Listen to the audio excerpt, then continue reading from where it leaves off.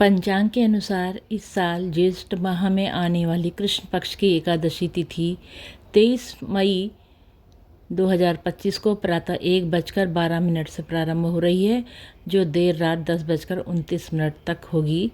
ऐसे में उदया तिथि के हिसाब से अपरा एकादशी का व्रत 23 मई 2025 शुक्रवार को रखा जाएगा। अपरा एकादशी का पारण 24 मई को किया जाएगा। इस दिन सुबह 5:26 से सुबह 8:11 व्रत खोल सकते हैं। जो फल बद्रिकाश्रम में निवास करने से मिलता है, वो अपरा एकादशी के व्रत से मिल जाता है।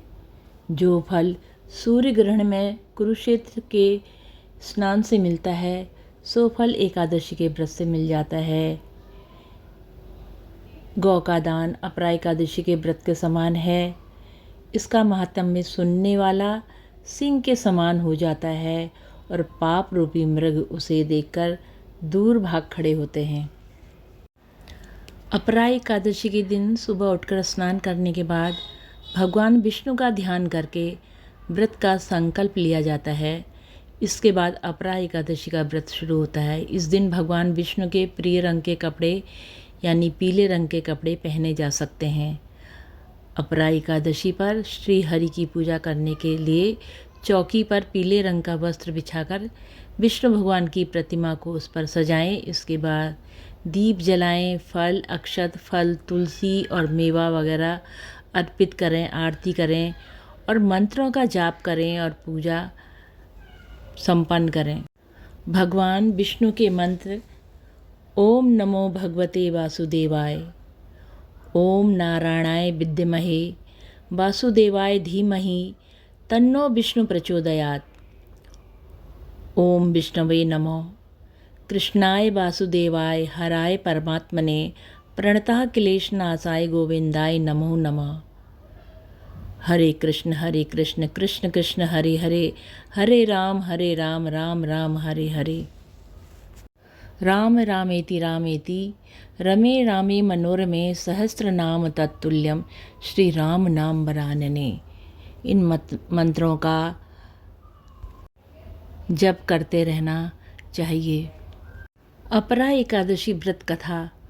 भगवान श्री कृष्ण ने युधिष्ठिर के पूछने पर अपरा एकादशी के महत्व के बारे में बताया और कहा कि अपरा एकादशी व्रत को करने से प्रेत योनि, ब्रह्म हत्या और पाप आदि से मुक्ति मिलती है। पौराणिक कथाओं के अनुसार प्राचीन समय में महिध्वज नाम का एक धर्मात्मा राजा रहता था और धार्मिक कार्यों में लीन रहता था। उसका एक छोटा भाई था जिसका नाम वज्रध्वज। वो बहुत ही क्रूर और अधर्मी था। छोटा भाई वज्रध्वज महिध्वज से द्वेष रखता था और उसे मारना चाहता था। एक दिन रात में मौका पाकर वज्रध्वज ने अपने बड़े भाई की हत्या कर दी। लोगों को इस बारे में पता न चले, इसके लिए उसने अपने बड़े भाई के शव को जंगल में जाकर पीपल के नीचे गाड़ दिया।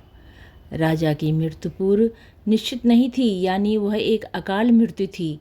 अकाल मृत्यु होने की वजह से महिध्वज प्रेतात्मा बनकर उसी वृक्ष में रहने लगा और उस पेड़ में रहकर लोगों को परेशान करता था। एक बार धौम्य नामक ऋषि उस वृक्ष के पास से गुजर रहे थे।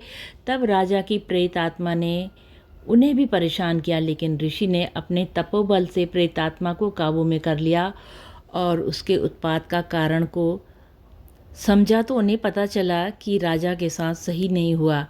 इसके बाद उन्होंने उस आत्मा को पीपल के पेड़ से उतारा और परलोक विद्या के बारे में बताया। राजा की आत्मा को प्रेत योनि से मुक्ति दिलाने के लिए धौम्य ऋषि ने खुद ज्येष्ठ माह के कृष्ण पक्ष की एकादशी पर अपरा एकादशी का व्रत किया और घोर जप किया। इस व्रत के पुण्य से धर्मात्मा को प्रेत योनि से मुक्ति मिल गई। इसके बाद राजा की आत्मा ने ऋषि का धन्यवाद किया और स्वर्ग को चली गई। धार्मिक मान्यता है कि अपरा एकादशी व्रत कथा का पाठ करने से व्यक्ति को सभी तरह के पापों से छुटकारा मिल जाता है।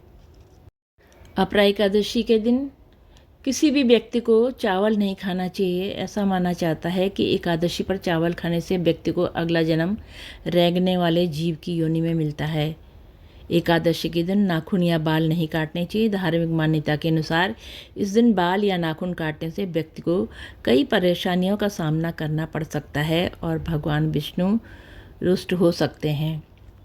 अपरा एकादशी की कथा पद्म पुराण में वर्णित है। एकादशी के दिन फलाहार में फल, दूध, दही, कुट्टू के आटे से बनी चीज़ें, आलू इत्यादि खाई जा सकते हैं। आम, अंगूर, केला, बादाम, पिस्ता आदि का सागार लेना चाहिए।